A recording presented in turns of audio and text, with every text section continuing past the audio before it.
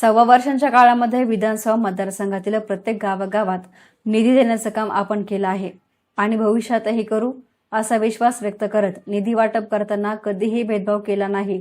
कोण आपला आणि कोण परका असा भेदभाव केला नाही। ज्या भागावरती अन्याय झाला आहे त्या भागासाठी प्राधान्याने विकास निधी देण्याचा आपला प्रयत्न आहे। भविष्यात महायुती सरकारच्या माध्यमातून भरीव स्वरूपाचा निधी उपलब्ध करून दिला जाईल अशी ग्वाही आमदार अमोल खताळ यांनी दिली आहे।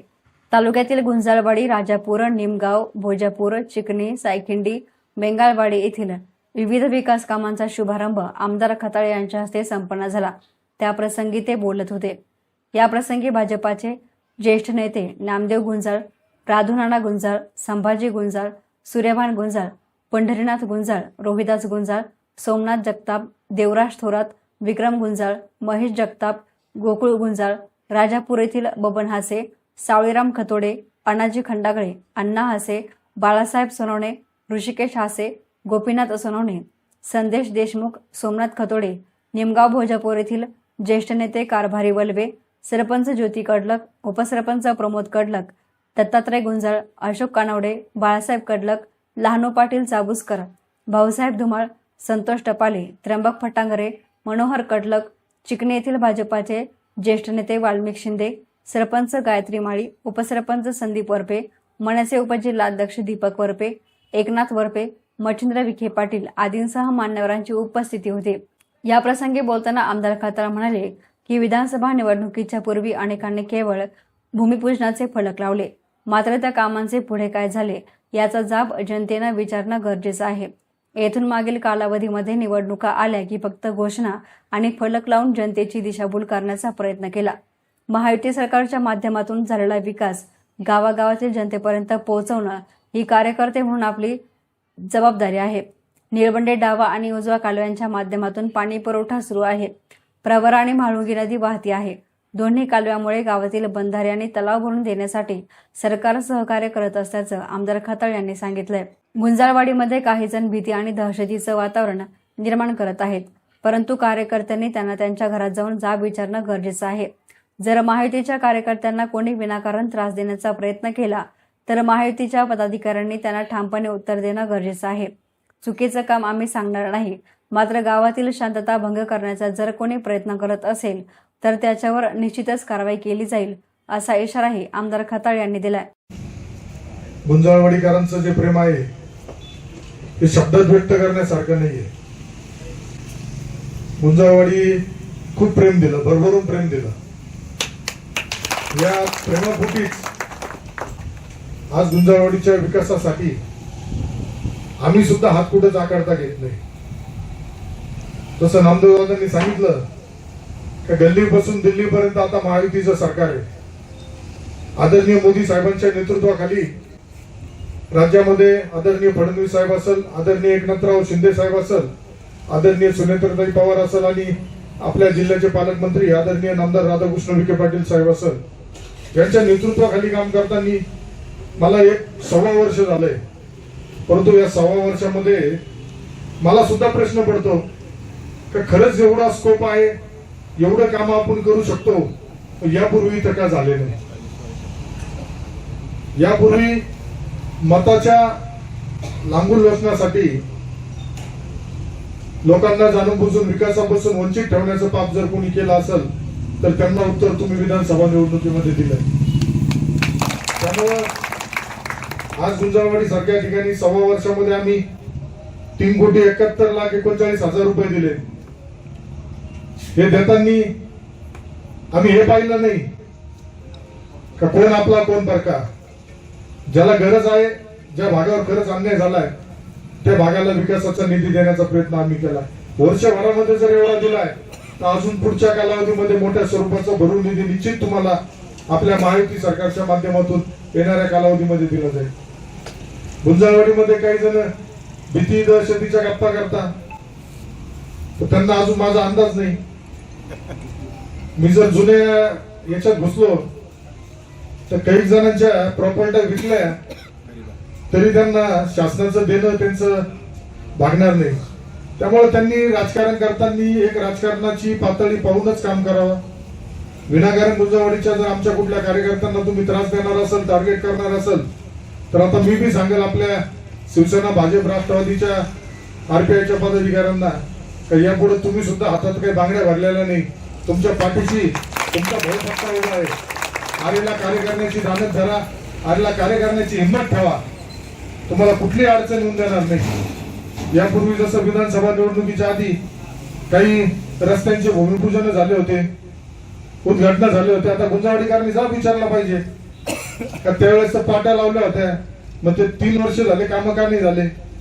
निवडणुका आल्यानंतर फक्त बोर्ड लावायचे, लोकांना भ्रमित करायचं आणि विकासाच्या गप्पा करण्याचा प्रयत्न यापूर्वी होत होता.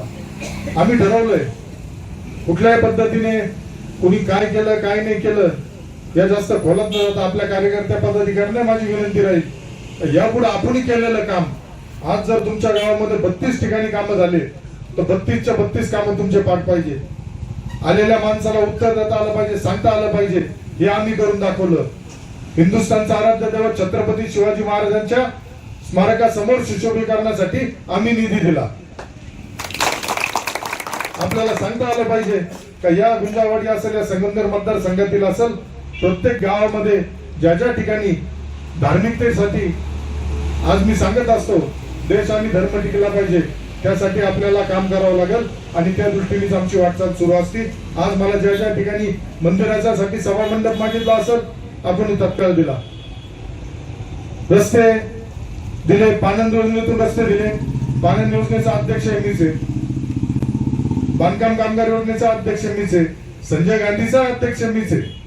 संगमनेर विधानसभा मतदारसंघाच्या आमदाराचे मी अजूनपर्यंत वर्ष सव्वा वर्षामध्ये माझे अधिकार हे फक्त जनतेच्या विकासासाठी वापरले. परंतु यापुढे जर आमच्या कार्यकर्त्यांना त्रास देण्याचा प्रयत्न झाला तर मला माझे दुसरे अधिकार सुद्धा निश्चित वापरावे लागतील. परंतु ती वेळ निश्चित येणार नाही याची मला खात्री आहे. कारण आज 1 ते 32 मध्ये जसं आता उल्लेख केला, पर्यटन विभागाच्या माध्यमातून आपण श्री क्षेत्र काशी विश्वेश्वर देवस्थानला 20 लाख रुपये दिले. आदरणीय पालकमंत्री विखे पाटील साहेबांच्या उपस्थितीत आपण तो कार्यक्रम सुरू केला. त्यानंतर काहींनी लगेच तिथं आय लव्ह काशी विश्वेश्वर केलं. इतके दिवस काशी विश्वेश्वर गुंजावाडीतच होतं. त्यांना काय टाकायचं टाकून द्या, आपण जे टाकलंय ते लोकांना सांगा. त्यांना जाऊन द्या त्यांना काय टाकायचं. अजून त्यांना इथं दारूच्या भट्ट्या टाकायचं त्या टाकून द्या, काय करायचं ते करून द्या. तुमचं काम आहे. त्यांनी जे चुकीचं केलं त्या चुकीच्या गोष्टीला हाणून पाडलं पाहिजे. आज तुम्ही बघितलं असेल आपल्या सरकारच्या माध्यमातून पालकमंत्री महोदयांनी सांगितलंय, तर इथं दिसत आहे मला बरेचसे आज ग्रामसेवक आहेत, बाकीचे काही दिसत आहे सरकारशी संलग्न कर्मचारी. त्यांना माझी सूचना राहील, गावामध्ये राजकीय प्रचार करणं कोणी करत असेल तर आता सुधारणा करून घ्या. नाही तर मागच्या 15 दिवसापूर्वी एका अधिकाऱ्याचा कार्यक्रम झालाय तसा आपला कोणाचा कार्यक्रम होऊ नये अशी काळजी घ्या. आम्ही काही तुम्हाला कोणते चुकीचे कामं सांगणार नाही, परंतु जर तुम्ही चुकीच्या पद्धतीने वागून गावातील वातावरण अशांत करणार असेल तर निश्चित आम्हाला सुद्धा कार्यकर्त्यांच्या तक्रारीनंतर कारवाई करण्यास भाग पाडू नका. या गावामध्ये गुंजवाडीमध्ये आता आपण सुद्धा रोहिदासराव तुम्ही सांगितलं होतं इथं कमान देण्यासंदर्भातलं आखाडीची वेताळबाबाची, तर ती सुद्धा मला वाटतं मंजूर झालेली आहे. त्याचं काम लवकर चालू घेऊ. आपण जे जे शब्द दिले ते शब्द आम्ही पूर्ण करणारे आहोत. आम्ही शब्द दिलाय संगमनेर तालुक्यातील युवकांना रोजगार देण्याचा. लवकर MIDCचं नोटिफिकेशन सुद्धा काढतोय. जे कित्येक वर्ष लोकांना जमलं नाही ते मी 1.25 वर्षामध्ये करून दाखवतो आणि हे फक्त तुमच्या सगळ्यांच्या आशीर्वादामुळे, तुमच्या सगळ्यांच्या सहयोगामुळे शक्य होतं. आज पाण्याच्या बाबतीत बोलायचं म्हणाल तर पाण्याची परिस्थिती बघितली असेल तुम्ही लोकांनी, तर आज निळवंड्याचा उजवा कालवा असेल, डावा कालवा असेल, आज पूर्णतः प्रभावित होऊन वाहतोय.